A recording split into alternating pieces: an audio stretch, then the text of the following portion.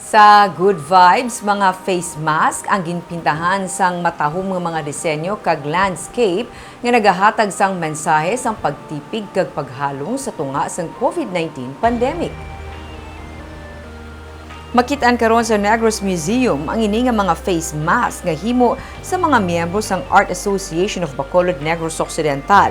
Ginhimo sa mga visual artist bilang canvas sang ila obra ang mga face mask nga masami naton karon nga makitaan nga ginasuksok sang kadam-an sa tunga sang pandemya.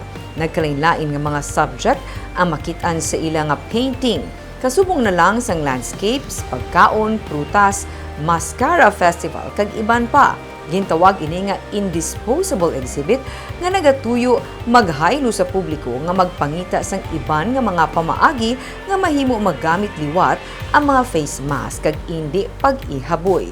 Matapos nga isanitize ang nagamit nga face mask, mahimo ini gamiton sa madamo nga mga pamaagi kag isa diri ang tali-ambong.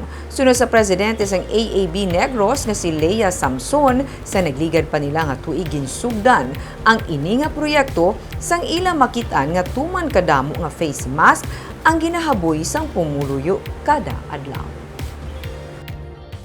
Lockdown ko siya during the time.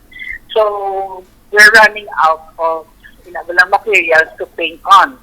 So, tuloy naman. And also, concern man kami lang na after siya natin gamiton, din kami inaboy lang ni Angkwan, ang face mask. Kaya ang ang pollution, ang na naman lang, basura rin naman. So, sinabi, why don't we recycle it? Ang aton man nga. And we also have to follow some protocol na lakana na disinfect.